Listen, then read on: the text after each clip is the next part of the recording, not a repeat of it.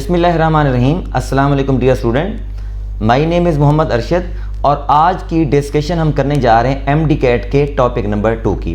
Student, आज की discussion में वेरी स्पेशल और इम्पॉर्टेंट ये है कि एमडी कैट के 2011 से 2019 तक जो इस टॉपिक से रिलेटेड एमसीयूज़ हैं वो हमने इसके अंदर ऐड कर रखे हैं और उन एमसीयूज़ की डिटेल आपको इस एमसीयूज़ की सीक्वेंस में बिल्कुल एंड के ऊपर मिलेगी। जैसा कि स्टूडेंट मैंने आपको लास्ट टॉपिक की डिस्कशन के अंदर बताया था कि जब भी आप मेरे एमसीयूज़ की डिस्कशन की वीडियो देखें तो सबसे पहले आपको डिस्क्रिप्शन बॉक्स के अंदर आपको इसका पीडीएफ नोट्स मिल जाएगा। सबसे पहले आप उस पीडीएफ नोट्स को खुद सॉल्व करें, फिर आपको जहां पर प्रॉब्लम और कन्फ्यूजन हो तब आप मेरी बाद में वीडियो देखें ताकि आपको इसका सही फ़ायदा हो सके। चलें जी, हम स्टार्ट करते हैं आज के फर्स्ट एमसीक्यू से। पहला एमसीक्यू है, इसमें कहा गया कि a uniform metre rule of weight 16 newton is pivoted at point 60 centimetre. तो इसकी हम साथ डायग्राम भी बनाते जाते हैं ताकि आपको अंडरस्टैंड करना इजी हो जाए। ये है मीटर रॉड या मीटर रूल जिसकी लेंथ होती है 100 मीटर, जिसकी लेंथ स्टूडेंट होती है 100 मीटर लेंथ होती है। अब हम इसको यहाँ पर ड्रा करते हैं, ये उसकी लेंथ है 100 मीटर और इसको पिवटेड किया गया है 60 के ऊपर। ये पॉइंट हमने ड्रा कर दिया 60, इस जगह पर 0 होगी और इस जगह पर 100 होगा ऑब्वियसली। अब ये वाला पॉइंट है इसका 60 जहाँ पर इसको बैलेंस किया गया है, ठीक है, और इसको पिवटेड किया गया है। अब उसके बाद कहता है कि इसका अपना वेट है 16। तो डेफिनेट बात है इसका अपना वेट कहाँ पर होगा, सेंटर ऑफ ग्रेविटी के ऊपर। सेंटर ऑफ ग्रेविटी आपको स्टूडेंट पता है किस पॉइंट पर होता है, सेंटर पॉइंट के ऊपर, और ये 50 है और उसके बाद इसका जो अपना वेट है वो डाउनवर्ड जिसकी वैल्यू है 16 न्यूटन। और उसके बाद आपको डायग्राम के अंदर ये बताया गया है कि और इसका जो वेट है एक और 4 न्यूटन वो इस पॉइंट पर सस्पेंड किया गया है और जिसकी वैल्यू है 4 न्यूटन। इसका अपना वेट है 16 न्यूटन और इसमें जो मोमेंट आर्म होता है वो पिवटेड पॉइंट टू फोर्स के बिटवीन होता है। जो इसका ये वाला मोमेंट आर्म 50 टू 60 बन जाएगा, इसकी वैल्यू बन जाएगी स्टूडेंट 10 बन जाएगी, जिसको हमने 10 लिख दिया और ये जी 10 और उसके बाद 60 टू 100 तक का जो डिस्टेंस है ये 40 बन जाएगा। अब हमें एंड के ऊपर कहा गया कि what is the value of resultant torque. इसका मतलब है स्टूडेंट ये दो टार्क हैं, इस साइड पर है जो इसको इस साइड पर रोटेट करवाने की कोशिश कर रहा है, ये है एंटी क्लॉकवाइज टार्क। जो इसको इस साइड पर मूव कराने की कोशिश कर रहा है that is equal to clockwise torque. अब हम दोनों की वैल्यू कैलकुलेट करते हैं। अगर दोनों की हम वैल्यू कैलकुलेट करते हैं तो ये हो जाएगा जी एंटी क्लॉकवाइज टार्क जिसकी वैल्यू है 16 मल्टीप्लाइड बाय ये 10 हो जाएगा। इसका आंसर आ जाएगा 160 न्यूटन और ये यूनिट इसका लेंथ में सेंटीमीटर आ जाएगा। उसके बाद क्लॉकवाइज टार्क की वैल्यू फोर्स है इसमें 4 न्यूटन और डिस्टेंस हम इसमें लिख देंगे 40। तो 40 और इंटू 4 ये भी कितना हो गया 60 न्यूटन सेंटीमीटर। अब डेफिनेट बात स्टूडेंट दोनों टार्क आपस में इक्वल हैं, तो ये किसी डायरेक्शन में रोटेट नहीं करेगा। तो नेट टार्क इसका हो जाएगा torque net is equal to 0। तो ऑप्शन हमारा होगा जी अल्फा। नेक्स्ट एमसीक्यू नंबर 2 में बताया गया एक एरोप्लेन है जो मूव कर रहा है। इसमें वेरी इंपॉर्टेंट स्टूडेंट पॉइंट इसके हैं, 2 पॉइंट इसके नोट करें, वेरी इंपॉर्टेंट हैं। इसमें आपको ये बताया गया कि कांस्टेंट स्पीड है और कांस्टेंट हाइट है, ठीक है। हाइट इसमें कांस्टेंट है, इसका मतलब है कि अपवर्ड डाउनवर्ड फोर्स दोनों बराबर हैं। मूविंग विद कांस्टेंट वेलोसिटी, इसका मतलब है फॉरवर्ड एंड बैकवर्ड फोर्स आपस में इक्वल हैं। अब इसमें एक पॉइंट नोट करें कि अगर फोर्स कांस्टेंट है इसका मतलब है ये वाली फोर्स और ये वाली फोर्स आपस में इक्वल होगी। अगर वेलोसिटी कांस्टेंट है तो फिर ये वाली फोर्स और ये वाली फोर्स इक्वल होगी। तो ऑब्वियसली इसका ऑप्शन हमारा कौन सा बनेगा, अल्फा बनेगा। अगर स्टूडेंट ये वाला एमसीक्यू इस सेंस में होता कि अगर वो हाइट गेन कर रहा है, सम टाइम वेलोसिटी उसकी कांस्टेंट होती है, वो हाइट गेन कर रहा होता है, तो अगर हाइट गेन कर रहा होता तो फिर उसमें L फैक्टर ज़्यादा होता और W फैक्टर लेस होता। अगर वो हाइट लूज़ कर रहा होता तो फिर उसका वेट वाला फैक्टर ज़्यादा होता और L वाला फैक्टर लेस होता। अगर इसी सेंस में अगर वेलोसिटी उसकी इंक्रीज़ कर रही होती तो ये वाली फोर्स ज़्यादा होती और ये बैकवर्ड वाली फोर्स कम होती। अगर उसकी वेलोसिटी डिक्रीज़ कर रही होती तो सेम सेंस में फिर R वाला फैक्टर जो बैकवर्ड डायरेक्शन में फोर्स दिखाई गई है वो वाली वैल्यू ज़्यादा और T वाली फोर्स कम होती। लेकिन इस वक्त जो है सिचुएशन के मुताबिक हमारा ऑप्शन अल्फा होगा। Next MCQ number 3। इसमें बताया गया if the range of the projectile is R, तो इस वक्त हम प्रोजेक्टाइल को अगर हम यहाँ पर उसकी पैराबोलिक पाथ को अगर हम ड्रा करते हैं तो पैराबोलिक पाथ उसका स्टूडेंट ये बनेगा कि ये है वर्टिकल एक्सिस और ये है हॉरिजॉन्टल एक्सिस और ये है उसका पैराबोलिक पाथ। ओके, अब इस पॉइंट से लेकर इस पॉइंट तक का जो डिस्टेंस है इसको हम ट्रीट करते हैं that is equal to R. इस पॉइंट पर है 0, इस पॉइंट पर कितना डिस्टेंस है, this one is equal to R. इसमें कहा गया if the range of the projectile is R the potential energy will be maximum. Potential energy obviously किस पॉइंट पर मैक्सिमम होती है, जब वो हाईएस्ट पॉइंट पर होता है। तो हाईएस्ट पॉइंट स्टूडेंट इसका ये है जहां पर पोटेंशियल एनर्जी उसकी मैक्स होगी। तो अब इसमें पूछा गया कि जैसा पोटेंशियल एनर्जी मैक्स है तो उस वक्त उसका स्टार्टिंग से कितना डिस्टेंस होगा, तो आप इसको ईजिली समझ सकते हैं कि अब वो स्टार्टिंग से उसका जो डिस्टेंस होगा वो हाफ रेंज होगी r/2। तो इसका ऑप्शन बनेगा this will be the alpha option. Next MCQ की तरफ आ जाए। एमसीक्यू नंबर 4 में आपको बताया जा रहा है if the displacement of the particle is directly proportional to the square of time then the particle is moving with uniform velocity. अब इसमें फार्मूला अगर हम एक्सलेरेशन का यूज करते हैं a is equal to v और डिवाइडेड बाई t। ओके, अब velocity की वैल्यू अगर हम फर्दर पुट करते हैं तो डिस्प्लेसमेंट ओवर टाइम और डिवाइडेड बाई ये t हो जाएगा। इसको फर्दर हम लिख सकते हैं डिस्प्लेसमेंट और डिवाइडेड बाई t का स्क्वायर। क्लियर है बात। अब हम इसको लिख सकते हैं एक्सेलरेशन और ये t का स्क्वायर इज इक्वल टू ये डिस्प्लेसमेंट। अगर हम स्टूडेंट डिस्प्लेसमेंट को प्रोपोर्शनल कर देते हैं t के स्क्वायर के साथ तो इस वक्त हम ऑब्वियसली क्या बात कह सकते हैं, ये कब होगा कि when acceleration is equal to constant. इसका मतलब ये है ये वाली सिचुएशन होती है। इससे रिलेटेड स्टूडेंट एक और चीज़ भी याद कर लें कि डिस्प्लेसमेंट प्रोपोर्शनल होता है टाइम के, ये उस वक्त होता है जब इसमें वेलोसिटी कांस्टेंट हो, वेलोसिटी की value constant, velocity is equal to constant. एक और टर्म होती है displacement is proportional to t की पावर 3/2 प्रोपोर्शनल। ये उस वक्त होता है जब पावर की वैल्यू कांस्टेंट हो। ओके जी, इस वक्त हमारा ऑप्शन होगा यूनिफॉर्म एक्सेलरेशन, तो option will be the alpha. Next आपको एक रॉड दिखाएगा जिसकी लेंथ है mn। एक रॉड है यूनिफॉर्म रॉड जिसकी लेंथ L है और उसके बाद आपको ये बताया जा रहा है कि अगर if the rod is kept horizontal with the massless string massless है। उसके बाद कहा गया इफ़ द स्ट्रिंग कट, अगर स्ट्रिंग स्टूडेंट कट हो, ठीक है, इस वक्त वो इक्विलिब्रियम पोजीशन में है, अपवर्ड फोर्स जो उसको एंटी क्लॉकवाइज रोटेट कराने की कोशिश कर रही है, उसका वेट उसको क्लॉकवाइज, दोनों इक्वल हैं, दोनों टार्क इक्वल हैं। अगर ये स्ट्रिंग यहाँ से कट होती है, टूटती है, तो ये किस डायरेक्शन में रोटेट करेगा, ये स्टूडेंट रोटेट करेगा क्लॉकवाइज डायरेक्शन में। इसका वेट कहाँ पर ऐड करेगा, वेट आपको अच्छी तरह से पता है कि वेट तो इस बॉडी का ऐड करेगा सेंटर के ऊपर इसका वेट ऐड करेगा। अब ये है पिवटेड पॉइंट और इस जगह से इस पॉइंट तक को हम ट्रीट करेंगे एज अ मोमेंट आर्म। तो मोमेंट आर्म हो जाएगा L/2। तो इसका टार्क जो प्रोड्यूस होगा वो moment arm L/2, capital L use करने, तो ये हो जाएगा L और ये by 2 और multiplied by force that is the mg। तो इसको हम सिंप्लीफाई करेंगे तो ये बन जाएगी m और ये g और ये L और डिवाइडेड बाय 2, तो mgl डिवाइडेड बाय 2। तो ऑप्शन होगा स्टूडेंट इसका beta is the option. Next MCQ में इसमें कहा गया वेरी इंपॉर्टेंट है, इसमें कहा गया कि a ball is thrown vertically up with velocity this one and return to throw our hand.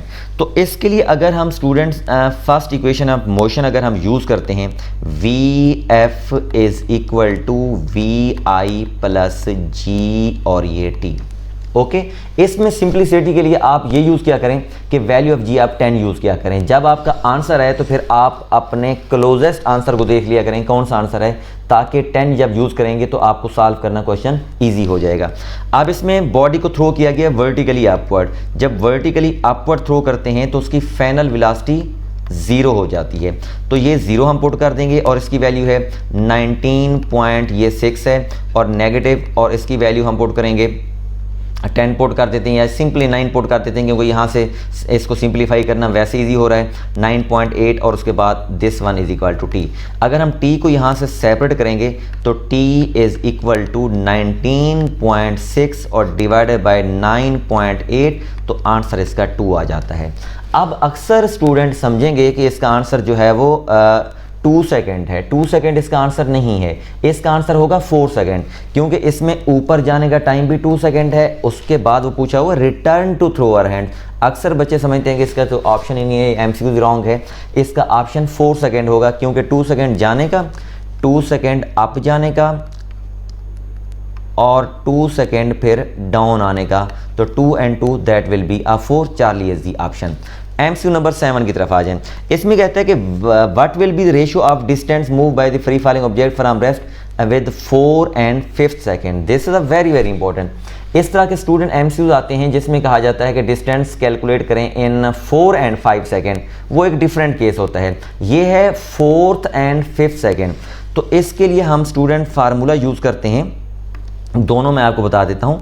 एक फार्मूला हम यूज़ करते हैं वर्टिकल डिस्टेंस का, h इज़ इक्वल टू 1/2 और ये g और ये t का स्क्वायर और ये h is proportional to t square. एक तो ये फार्मूला यूज़ करते हैं जब आपको कहा जाए कि distance covered in 2 second, 3 second, 4 second. एक दूसरा हम फार्मूला यूज़ करते हैं h is equal to initial velocity obviously 0 हो जाती है, तो ये फार्मूला हम यूज़ करते हैं g/2 और ये 2n और ये -1, और इसको हम शॉर्टकट फॉर्म में लिखते हैं h is proportional to 2n -1। अब इसमें n क्या है? n है जी सेकंड, थर्ड, फोर्थ और ये फिफ्थ। और इसके बारे में मैं आपको कहूँगा कि ये इसका एक शॉर्टकट वे है। अगर आप इसमें h फोर्थ पुट करें और divided by h fifth put कर दें, तो इसमें n की वैल्यू पुट कर देते हैं 4 and 5, तब भी आपके पास आंसर आ जाएगा। या आप एक और शॉर्टकट यूज़ करना चाहिए, याद रखना चाहते हैं, जब आपको कहा जाए फर्स्ट सेकंड, उसके बाद सेकंड सेकंड, उसके बाद थर्ड सेकंड और उसके बाद फोर्थ सेकंड और उसके बाद फिफ्थ सेकंड, इनके स्टूडेंट जो डिस्टेंस की रेशो होती है, ये टाइम मैंने लिख दिया, और उसके बाद डिस्टेंस की अगर आप रेशो लिखेंगे तो सारे के सारे ऑड नंबर आते हैं, ऑड नंबर आते हैं। ऑड नंबर कौन से हैं? 1 है और 3 है, 5 है, उसके बाद 7 है और उसके बाद 9 है। तो अब अगर आप देखें, इसमें कहा गया है कि जी फोर्थ एंड फिफ्थ, तो ये फोर्थ एंड फिफ्थ की जो रेशो बनेगी वो बनेगी 7:9। ये वाला फार्मूला यूज़ करें तब भी आप कैलकुलेट कर सकते हैं। Option will be the Charlie. Next MCQ की तरफ आ जाएं। एमसीक्यू नंबर 8 है, इसमें कहा गया कि when the projectile cross the highest point, तो प्रोजेक्टाइल जब हाईएस्ट पॉइंट को क्रॉस करेगा, तो ये जनाब ओब्लिक प्रोजेक्टाइल के बारे में कहा गया है कि ये जब हाईएस्ट पॉइंट को क्रॉस करेगा, हाईएस्ट पॉइंट को जब क्रॉस करेगा, तो आपको ये पता है कि जब बॉडी ऊपर की तरफ जा रहा होता है, वर्टिकल कंपोनेंट वेलोसिटी का डिक्रीज कर रहा होता है। टॉप पॉइंट के ऊपर वर्टिकल कंपोनेंट 0 होता है। जब ये टॉप पॉइंट को क्रॉस करता है तो वर्टिकल कंपोनेंट इसका इंक्रीज करता है। ठीक है, तो ऑप्शन इसका will be alpha. MCQ number 9 की तरफ आ जाए। इसमें कहता है अ ball is thrown vertically upward, which of the following plot graph represent the speed time graph. तो ये स्टूडेंट आप याद रखें, हमारी ये बुक के अंदर भी गिवन है कि जब बॉडी को हम वर्टिकली थ्रो करते हैं उसका ग्राफ कैसे बनता है। अगर वेलोसिटी का ग्राफ अगर बनाएंगे तो वो ग्राफ इस तरह से बनेगा कि अगर वेलोसिटी का ग्राफ स्टूडेंट इस तरह से बनेगा। ये वेलोसिटी का ग्राफ अगर हम ड्रा करते हैं तो वेलोसिटी का ग्राफ, इसका मतलब है हमने वर्टिकली थ्रो किया, ये पॉइंट वो है जब हमने थ्रो किया, अब बॉल अपवर्ड जा रहा है। अक्सर बच्चे समझते हैं कि बॉल अपवर्ड जा रही है, ग्राफ डाउन आ रहा है, तो बॉल अपवर्ड जा रही है लेकिन उसकी वेलोसिटी डिक्रीज कर रही है। जब वेलोसिटी डिक्रीज कर रही है इसलिए वो ग्राफ जो है वो डाउनवर्ड आ रहा है। ग्राफ जनाब डाउनवर्ड आ रहा है, ये ग्राफ डाउनवर्ड आ रहा है। ये ग्राफ है स्टूडेंट किस चीज़ का? वेलोसिटी का। अगर वेलोसिटी पूछी जाती, क्योंकि आपको पता है जब बॉडी ऊपर जाता है उसके बाद फिर नीचे आता है तो वेलोसिटी की डायरेक्शन रिवर्स हो जाती है, तो इसलिए ग्राफ जो है नेगेटिव एक्सिस में चला गया। ये टाइम है, उसके बाद ये वेलोसिटी है। अगर स्पीड का पूछा जाता है, अगर स्पीड का, तो ये पॉइंट भी आप नोट रखें क्योंकि इस वक्त स्पीड का पूछा गया है। स्पीड का पूछा गया है तो ग्राफ स्टूडेंट इसका फिर हम यूज़ करेंगे इस तरह से। ये अगर स्पीड का पूछा गया है, स्पीड का, क्योंकि स्पीड नेगेटिव सेंस में नहीं ट्रीट करेंगे, तो ये इसका ग्राफ फिर यूं हो जाएगा। तो इसलिए इसका option will be the Charlie option. Next time की तरफ आ जाए। If the distance time graph straight line parallel to time axis, अगर distance time graph straight line होगा, पैरेलल टू टाइम एक्सिस होगा, तो उसको हम स्टूडेंट ट्रीट करेंगे इस सेंस में, ये टाइम एक्सिस है और ये दिस वन और ये ग्राफ ये है। इसका मतलब है कि डिस्प्लेसमेंट, उसका जो डिस्टेंस है ना वो बढ़ रहा है ना कम हो रहा है। अगर पैरेलल टू टाइम एक्सिस है तो इसका मतलब होगा कि अगर उसका डिस्प्लेसमेंट ना बढ़ रहा है ना कम हो रहा है तो उसकी वेलोसिटी ज़ीरो है। अगर वेलोसिटी उसकी ज़ीरो होगी, वेलोसिटी उसकी ज़ीरो होगी, स्पीड उसकी ज़ीरो होगी, तो body will be at rest position.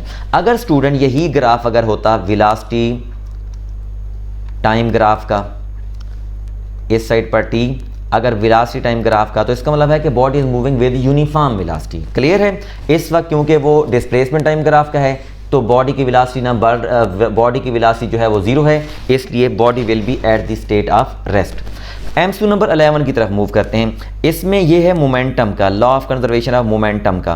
तो law of conservation of momentum का ये एमसीक्यूज है, जिसमें आपको ये कहा गया है कि a toy car of match this one moving velocity this one collides with stationary car of match this one which is attach. तो इसके लिए हम स्टूडेंट यूज़ करेंगे law of conservation of momentum. तो ये हो जाएगा जी m1v1 प्लस m2v2। अब उसके बाद अटैच हो जाती है। अटैच होने का स्टूडेंट मीनिंग ये होगा कि अब वो दोनों कंबाइंड वे में मूव कर रही हैं। अगर कंबाइंड वे में मूव कर रही हैं तो ये हो जाएगा m, ठीक है जी, 1 प्लस m और ये 2 और वेलोसिटी उनकी कॉमन हो जाएगी दिस वन। और एंड के ऊपर कहा गया है कि कंबाइन मोमेंटम आप कैलकुलेट करें। इसका मतलब होता है लॉ ऑफ कंजर्वेशन मोमेंटम के मुताबिक momentum before and momentum after equal रहते हैं। बिफोर का डाटा आपको गिवन है, m1 की वैल्यू 4 है और वेलोसिटी है उसकी 2, और नेक्स्ट नंबर पर मैस उसका है जी 2 और वेलोसिटी है 0। तो कंबाइन मोमेंटम जो होगा, कंबाइन दोनों सिस्टम का कंबाइन मोमेंटम, ये आपके पास आ जाएगा 4 and 2 8। तो option will be the beta. MCQ number 12 की तरफ आ जाए। इसमें कहते हैं a rod of negligible weight is fixed at point C. C point के ऊपर फिक्स है। This is the point of C. तो सी पॉइंट के ऊपर फिक्स है। Okay clear? ये है पिवटेड पॉइंट और फोर्स लग रही है बी पॉइंट के ऊपर। अब ये सारे जो डिस्टेंस है सारे के सारे सेम हैं। ये डिस्टेंस अगर हम ट्रीट कर लेते हैं एक्स है, ये डिस्टेंस भी एक्स है, ये डिस्टेंस भी एक्स है, सारे डिस्टेंस सेम है, सारे डिस्टेंस सेम है। क्लियर? अब उसके बाद कहते हैं फोर्स लग रही है बी पॉइंट के ऊपर। बी पॉइंट पर फोर्स लग रही है। At what point on the rod could you apply a second force with magnitude f। ठीक है, उसका हाफ फोर्स लगाएं, हाफ फोर्स लगाएं और वो भी अपवर्ड, एक हाफ लगाएं और अपवर्ड, ठीक है, and perpendicular to so that the net torque will be 0। तो अब स्टूडेंट ये देखें कि अब ये डिस्टेंस है x और ये फोर्स लग रही है f। अब इसमें टार्क इस वक्त प्रोड्यूस होगा, क्लॉकवाइज प्रोड्यूस होगा। वो कितना प्रोड्यूस होगा? वो प्रोड्यूस होगा f into x प्रोड्यूस होगा। क्लियर है? अब उसके बाद आप कहते हैं अपवर्ड फोर्स लगाएं और हाफ लगाएं। अगर हम चाहते हैं कि दोनों टार्क इक्वल हों और बॉडी रोटेट ना करे तो फिर हमें इसका मोमेंट आर्म डबल करना पड़ेगा। हमें फिर फोर्स इसके ऊपर लगानी पड़ेगी, इस ई पॉइंट के ऊपर अपवर्ड। कितना फोर्स लगानी पड़ेगी? क्योंकि हमें कहा हुआ है F2 लगाएं और अपवर्ड लगाएं ताकि ये मोमेंट आर्म उसका कितना हो जाए, ये 2x हो जाए। तो अब ये वाला टार्क कितना हो जाएगा, इस साइड वाला टार्क जो कि एंटी क्लॉकवाइज होगा, तो इसकी वैल्यू भी आ जाएगी F/2 और मल्टीप्लाइड बाय ये आ जाएगा 2 ऑफ x, ये 2 ऑफ x। तो इसका आंसर भी कितना आ जाएगा, F और इंटू x आ जाएगा। तो ऑप्शन हमारा होगा कि एट पॉइंट ई। अब स्टूडेंट इससे रेलिवेंट और चीज़ें ज़रा हम डिस्कस करते हैं। अगर आपको कहा जाता कि F फोर्स लगाएं और किस पॉइंट पर लगाएं, अगर F फोर्स कहता तो वो हमें लगानी पड़ती डी पॉइंट के ऊपर। कहाँ पर? डी पॉइंट के ऊपर। अगर वो कहता कि 1/3 फोर्स लगाएं, 1/3 फोर्स लगाएं, तो वो हमें किस पॉइंट पर लगानी पड़ती? F पॉइंट के ऊपर। इस वक्त हमें कह रहा है कि हम फोर्स लगाएं हाफ, जब फोर्स को हम हाफ करेंगे तो हमें उसका मोमेंट आर्म डबल करना पड़ेगा ताकि दोनों टार्क आपस में इक्वल हो जाएं। होप सो आपको क्लियर हो गया होगा। 13 में आ जाएं, area under the acceleration time graph. Acceleration time graph का एरिया किस चीज़ के बराबर है? सो सिंपल फार्मूला है, एक्सलेशन का फार्मूला होता है वेलोसिटी और डिवाइडेड बाय टाइम। तो acceleration into time is equal to velocity. तो स्टूडेंट आपको पता है कि फिजिक्स के अंदर जो भी रिलेशन प्रोडक्ट की शक्ल में होते हैं वो रिप्रेजेंट कर रहे होते हैं एरिया, जो रेशो की शक्ल में होते हैं तो वो रिप्रेजेंट कर रहे होते हैं स्लोप। तो अगर हम कहते हैं वेलोसिटी टाइम ग्राफ का स्लोप, वेलोसिटी टाइम ग्राफ का स्लोप, तो ये शो करेगा एक्सलेशन को। अगर एक्सलेशन टाइम ग्राफ का एरिया ये शो करेगा फिर वेलोसिटी को, तो option will be the Charlie option. Next MCQ की तरफ आ जाए। इसमें कहते हैं कि following graph distance travel by the body. इस तरह के क्वेश्चन में स्टूडेंट सबसे बड़ी प्रॉब्लम ये होती है कि अक्सर स्टूडेंट पूरी स्टेटमेंट को नहीं पढ़ते, पूरा क्वेश्चन को सॉल्व कर दे स्टेटमेंट पढ़े बगैर। अगर जो स्टेटमेंट पढ़े बगैर सॉल्व करेंगे तो उनका आंसर बिल्कुल रॉन्ग हो जाएगा। अब एंड के ऊपर इसमें कहा गया है कि उस वक्त आप डिस्टेंस कैलकुलेट करें जब उसकी मोशन यूनिफॉर्म हो। मोशन यूनिफॉर्म स्टूडेंट सिर्फ इस केस में है, ये वाला केस। तो ये इस केस में वेलोसिटी जो है वो कांस्टेंट है। तो अब आपने स्टूडेंट कैलकुलेट करना है सिर्फ इस ग्राफ का एरिया। इस ग्राफ का एरिया कितना बनेगा? ये 10 से 20, तो ये बन जाएगा 10 और मल्टीप्लाइड बेस की हाइट कितनी है? ये भी 10 है, तो इसका एरिया बन जाएगा 100। तो अब इसका स्टूडेंट आंसर क्या होगा? 100 होगा। अगर आपको कहा जाता है कि जी जस्ट कहा जाता है कि जी डिस्टेंस कैलकुलेट करें, तो फिर आपने इसको भी शामिल करना होगा जिसकी वैल्यू यहाँ पर 100 है और इसकी वैल्यू 50 है, इसकी वैल्यू 50 है, तो तब आपका आंसर 200 आना था। अगर सिर्फ आपको ये कहता कि एक्सलेटेड मोशन में कैलकुलेट करें, एक्सलेटेड, तो फिर आपका आंसर 50 आना था। अगर आपको ये कहता कि डिस्टेंस कैलकुलेट करें रिटार्डेड मोशन, तो तब भी आपका आंसर 50 आना था, क्योंकि इस वक्त कहा गया है कि डिस्टेंस कैलकुलेट करें व्हेन बॉडी की मोशन यूनिफॉर्म हो। तो इसलिए हमने कौन सा ग्राफ ट्रीट करेंगे? 10 सेकेंड टू 20 सेकेंड जिसमें वेलोसिटी कांस्टेंट है, तो option will B beta. Next 15 MCQs में आ जाते हैं। इसमें है कि force time graph for the linear motion, the segment of the circular is linear, the linear momentum gain. Linear momentum gain का स्टूडेंट मीनिंग ये है कि इसमें कहता है कि मोमेंटम में चेंज कैलकुलेट करें, मोमेंटम में कितना चेंज आता है, कहाँ से कहाँ तक? 0 से 8 तक। तो अब आपको फार्मूले का पता है, चेंज इन मोमेंटम इक्वल होता है F इंटू टी। तो अब ये ग्राफ है फोर्स और टाइम का। तो अब ऑब्वियसली बेटा ये वाला जो ग्राफ है ये होगा पॉजिटिव ट्रीट करेंगे, क्योंकि ये ऊपर वाला पोर्शन है, और इसको हम ट्रीट करेंगे नेगेटिव और ये भी नेगेटिव। अगर हम इसको नेट अगर हम ट्रीट करेंगे तो इसका नेट जो चेंज इन मोमेंटम होगा वो 0 होगा। अगर आपको कहता है कि 2 से 6 तक कैलकुलेट करें, वो पॉजिटिव आना था। अगर वो 0 से 2 तक नेगेटिव आना था, 6 से 8 तक वो भी नेगेटिव, क्योंकि अब 0 से 8 तक की बात कर रहे हैं, तो वो चेंज क्या होगा? ऑब्वियसली नेट जो चेंज हो जाएगा वो 0 हो जाएगा। Option will be the beta option. Next number पर आ जाएं। A base ball is thrown vertically upward into the air, the acceleration at the highest point. तो जब हम किसी बॉल को थ्रो करते हैं वर्टिकली अपवर्ड, तो हाईएस्ट पॉइंट पर जब पहुंचेगी तो एक्सलेशन जो जी होता है, वर्टिकल मोशन में आपको पता है बॉडी चाहे अपवर्ड जा रहा हो चाहे डाउनवर्ड जा रहा हो, तो उसका एक्सलेशन जी के इक्वल होगा। एक्सलेशन इज इक्वल टू जी। और इसकी डायरेक्शन किधर होती है? ऑब्वियसली फोर्स डाउनवर्ड की वजह से होता है, वे फोर्स ड्यू टू ग्रेविटी, तो एक्सलेशन की डायरेक्शन भी डाउनवर्ड होगी। तो इसका option will be the delta G के बराबर होगा और डाउनवर्ड होगा। 17 एमसीक्यू में आ जाए। For a projectile ratio of maximum height reach to the square of flight. Ratio of height, तो सबसे पहले हम हाइट का फार्मूला लिख लेते हैं। हाइट का फार्मूला स्टूडेंट है GH is equal to VI square sine of square theta divided by 2G।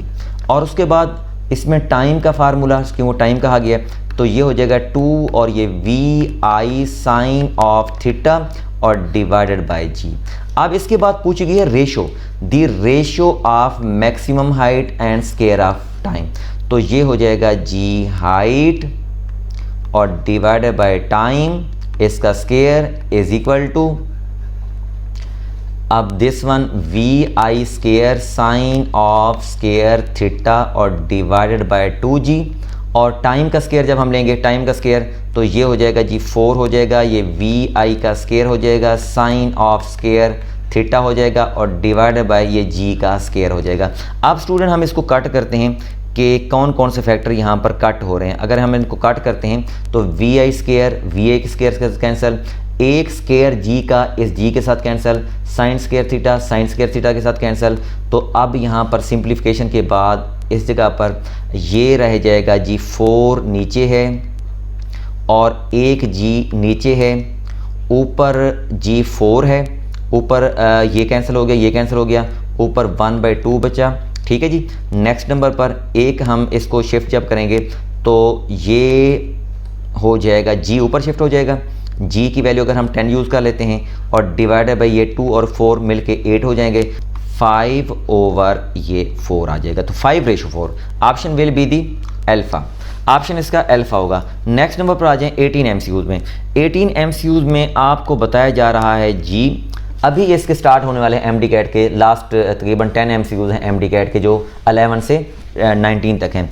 इसमें कहा गया 2 balls are fired simultaneously horizontally with different speed from the same place which bullet will hit the ground first. इसमें कहा गया है कि जी अगर हम किसी हाइट से कोई बुलेट को फायर करते हैं, fire simultaneously horizontally with different speed, एक को स्पीड हमने दी है कम, एक को स्पीड दी है कम तो वो इस पाथ पर आकर हिट करेगी, अगर एक को स्पीड दी है ज़्यादा तो वो इस पाथ पर आकर हिट करेगी। तो अब ये स्टूडेंट बात याद रखें कि नीचे आने का जो एक्सलेरेशन है वो सबका सेम है जो कि जी के इक्वल है।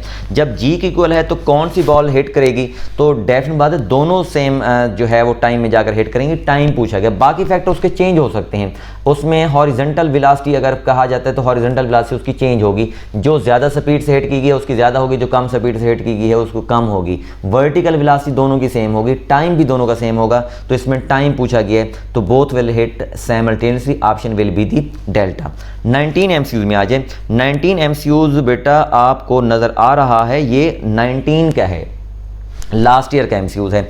इसमें कहा गया 2 object of equal message moving with toward move कर रहे हैं। इसका मतलब ये है कि एक मूव कर रहा है इस डायरेक्शन में और एक मूव कर रहा है इस डायरेक्शन में। ठीक हो गया। अब उसके बाद फर्दर इसमें कहा गया है कि जी इनका मैस उनका m है और सेम स्पीड है। तो डेफिनेट बात है अगर मैं इसको ले लेता हूँ mv और इसको ले लेता हूँ mv, तो अगर मैं वेक्टर फॉर्म में ट्रीट करूँगा, अगर राइट साइड वाले को मैं पॉजिटिव ट्रीट कर लूँ, लेफ्ट वाले को मैं नेगेटिव ट्रीट कर लूँ, बिफोर मोमेंटम क्या बन जाएगा, बिफोर मोमेंटम स्टूडेंट इसका 0 बन जाएगा और आफ्टर मोमेंटम इसमें कहते हैं फाइनल मोमेंटम। तो फाइनल मोमेंटम क्योंकि लॉ ऑफ कंजर्वेशन मोमेंटम के मुताबिक अगर इनिशियल मोमेंटम 0 है तो फाइनल मोमेंटम भी इसका 0 होगा, क्योंकि this is the statement of law of conservation of momentum. 20 MCQs में आ जाए। तो इसमें कहा गया है कि आप for a projectile motion in the absence of air resistance. तो ऑब्वियसली स्टूडेंट जो प्रोजेक्टाइल मोशन के फार्मूलाज हैं वो एयर रेजिस्टेंस की एब्सेंस में ही किए जाते हैं, जिसमें पहली स्टेटमेंट कही गई है, पहली इसकी स्टेटमेंट है कि vertical velocity is constant. Vertical velocity student constant नहीं होती, क्योंकि वर्टिकल वेलोसिटी ऊपर जाते हुए डिक्रीज करती है फिर नीचे आते हुए इंक्रीज करती है। Horizontal force is constant, horizontal force भी कांस्टेंट नहीं होती, हॉरिजॉन्टल फोर्स 0 होती है। उसके बाद horizontal acceleration is 0, horizontal acceleration यानी ax कह रहा है 0 के बराबर होता है। बिल्कुल ठीक है, क्योंकि हॉरिजॉन्टल फोर्स भी 0 होती है और हॉरिजॉन्टल वेलोसिटी कांस्टेंट होती है। तो option will be the Charlie. Delta option देखते हैं। वर्टिकल एक्सलेरेशन 0, वर्टिकल एक्सलेरेशन भी 0 नहीं होता, क्योंकि वर्टिकल एक्सलेरेशन g के इक्वल होता है। नेक्स्ट जी 21 में आ जाए। 21 स्टूडेंट वेरी इंपॉर्टेंट है, ये भी 2019 का है। इसमें कहते हैं कि range of the projectile depends upon the velocity. बिल्कुल जी ऐसा ही है कि जो रेंज है, रेंज का फार्मूला होता है vi² sine of 2 theta divided by g, और नेक्स्ट हाइट का फार्मूला है vi² sine of square theta और डिवाइडेड बाय 2 और ये g। इसमें एक चीज़ नोट करें, एक में है साइन स्केयर थीटा और एक है साइन 2 थीटा।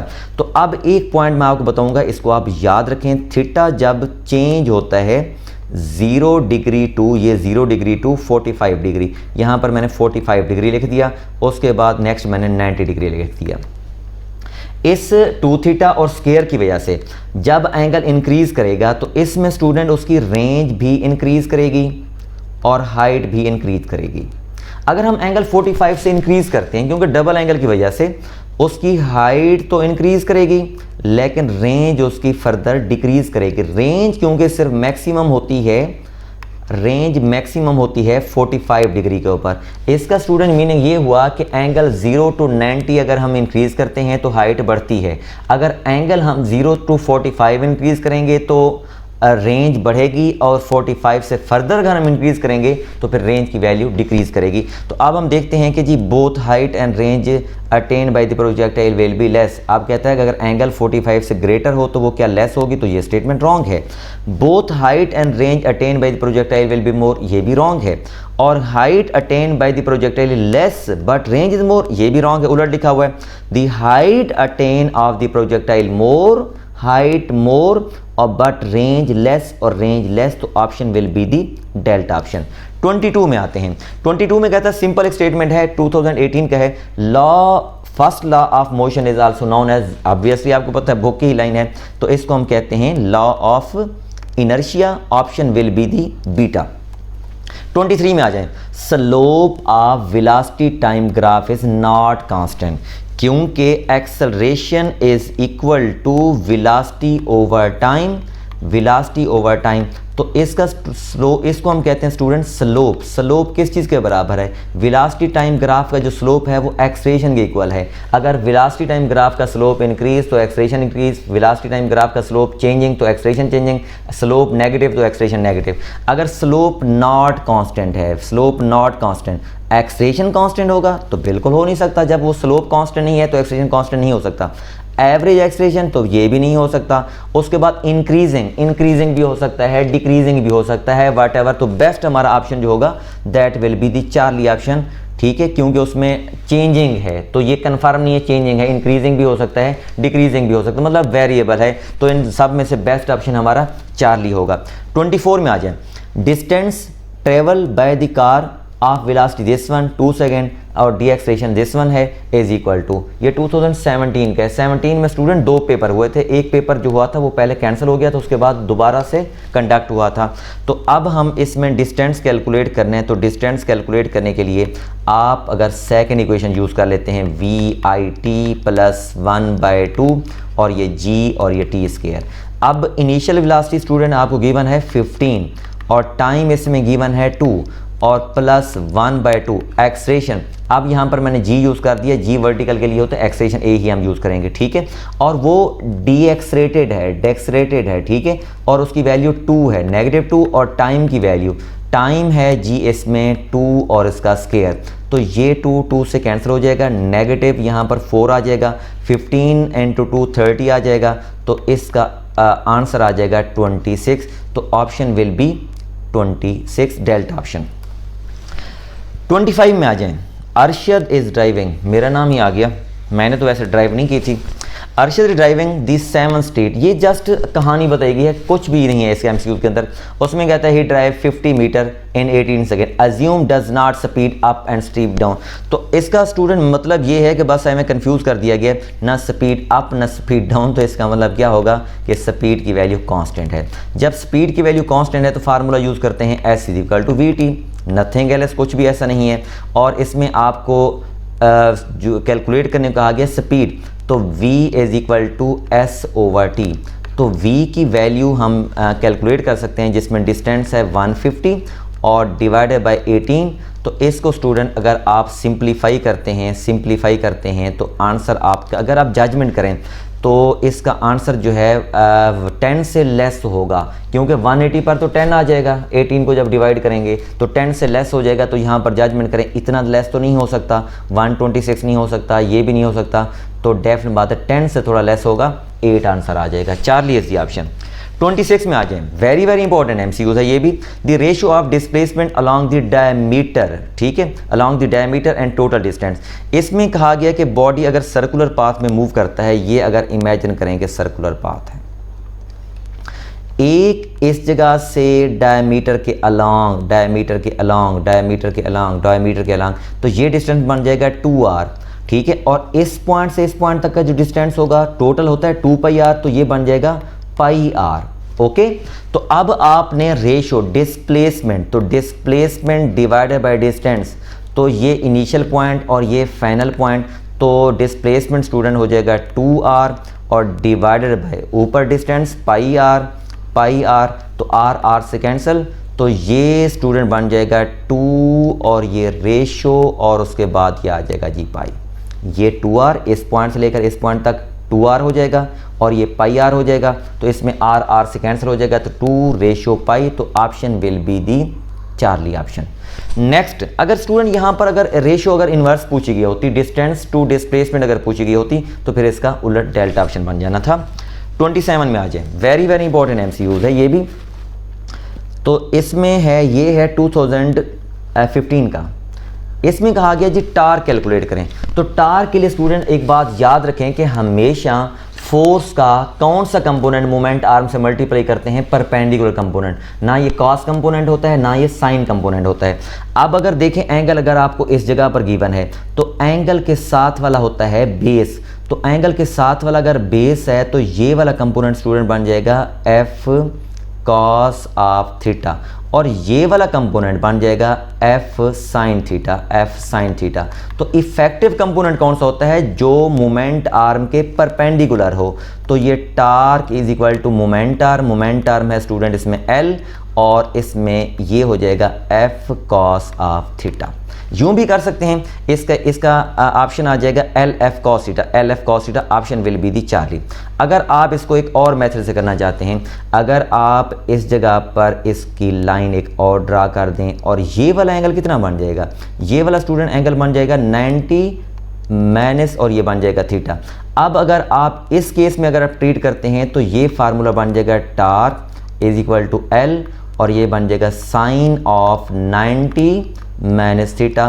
तो स्टूडेंट साइन 90 माइनस थीटा भी कॉस के बराबर होता है, कॉस 90 माइनस थीटा साइन के बराबर होता है। तो इस सेंस में भी आप लिख सकते हैं एल और ये एफ साथ लगाएंगे, तो एल एफ और ये कॉस ऑफ थीटा, तो option will be the Charlie. 28 में आ जाए, 28 है यूएचएस का पेपर 2014 का। इसमें कहा गया है कि एक रॉड है जिसका 2 फोर्सेस, एक 10 न्यूटन है और एक 5 न्यूटन है, ठीक है जी, एक 5 न्यूटन और एक 10 न्यूटन पिवटेड किया गया है। किस पॉइंट पर पिवटेड है, ये है 50। अब आपको कहा गया कि ये वाला पॉइंट पी कैलकुलेट करें, तो सो सिंपल है, रॉड का अपना वेट बैलेंस है, उसका यहाँ पर कोई रोल प्ले नहीं होगा। तो इसमें स्टूडेंट अब आप ये कर लें कि जी टार्क, ये वाला torque anticlockwise is equal to ये वाला टार्क क्लॉकवाइज। तो एंटी क्लॉकवाइज टार्क में ये वाला डिस्टेंस कितना है स्टूडेंट, ये वाला डिस्टेंस है 50। तो अब आप लिख देंगे 5 मल्टीप्लाइड बाय 50।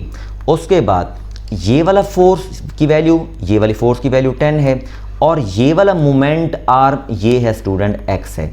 अब उसके बाद इसको जब हम लिखेंगे तो ये हो जाएगा 2 to 5, ये 2 और उसके बाद 2 और ये 5 और डिवाइड भी हो जाएगा 10। तो इसको जब हम सिंप्लीफाई करेंगे, तो इसका आंसर अगर आप सिंप्लीफाई करेंगे तो इसका आंसर स्टूडेंट आ जाएगा 25 आंसर आ जाएगा। अक्सर बच्चे, मुझे अभी भी याद है कि 2014 में जब ये एमसीक्यू आया था, तो बच्चे कह रहे थे कि इसका सर ऑप्शन ही नहीं है। अब ये देखें, ये x की वैल्यू 25 है, x की वैल्यू यहाँ पर 25 है। तो इसमें पूछा क्या गया है, पूछा स्टूडेंट ये गया है कि इसमें कि वो पोजीशन ऑफ दैट, पोजीशन बताएं कि वो किस पॉइंट पर वो पॉइंट लाई करता है। वो पॉइंट अगर 50 से 25 अगर हैं तो वो कहाँ पर लाई करेगा, 50 से 25 अगर आ गए हैं तो ये बनेगा पॉइंट 75 पॉइंट का पूछा गया है। तो option will be the beta option. Next MCQ बिल्कुल सेम जो अभी हमने 27 वाला एमसीक्यू दिया था, सेम कॉन्सेप्ट है। जैसे मैंने आप बताया कि रोटेशन में परपेंडिकुलर कंपोनेंट यूज होता है, जब बॉडी की लीनियर मोशन होती है तो वो along component, parallel component use होता है। अगर स्टूडेंट ये है फोर्स F, ये अगर फोर्स F है तो इसका ये वाला एंगल के साथ वाला कंपोनेंट बनेगा कॉस, तो इसको हम लिखेंगे F कॉस थीटा। तो रोटेट कराने वाला कंपोनेंट होता है जो मोमेंट आर्म, जिसको अगर हम L लिख सकते हैं, जिसको हम R लिख सकते हैं, जिसको हम OP लिख सकते हैं, जो उसके परपेंडिकुलर हो। तो ये उसी कॉन्सेप्ट के मुताबिक बन जाएगा टॉर्क। मोमेंट आर्म इसमें OP है, और फोर्स का effective component that produce the rotation that will be F cos of theta. तो option will be OP F cos theta, OP F cos theta. तो इसका स्टूडेंट ऑप्शन बन जाएगा delta option. 30 और लास्ट एमसीक्यूज, ये 2011 का MCQs है। इसमें कहा गया कि सिंपल पेंडुलम है, एक्सट्रीम पोजीशन के ऊपर है। What will be the expression of torque, torque आपने कैलकुलेट करना है, टार्क कैलकुलेट करना है from move from toward mean position. अगर स्टूडेंट आपने सिंपल पेंडुलम जब आपने पढ़ा है तो इस जगह पर इसका वेट का component this will be mg। अब उसके बाद अगर हम इसको रिजॉल्व करते हैं तो ये एंगल भी क्या बन जाएगा, थीटा, और इस डायरेक्शन में जो कंपोनेंट बन जाएगा वो एंगल के सामने वाला है और ये हम कहते हैं mg साइन ऑफ थीटा, और ये है moment arm that will B l।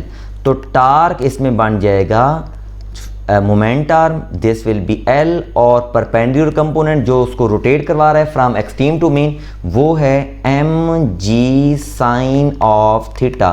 तो ऑप्शन स्टूडेंट इसका बन जाएगा बीटा mgl साइन थीटा और ये mgl साइन थीटा। तो ये था स्टूडेंट हमारा टॉपिक नंबर 2 की डिस्कशन। आई होप सो कि आपको तमाम पॉइंट क्लियर हो गए होंगे। फिर भी अगर आपको किसी पॉइंट के ऊपर कोई प्रॉब्लम है तो आप कमेंट सेक्शन के अंदर लाजमी बताएं। Thank you very much. अल्लाह हाफिज़।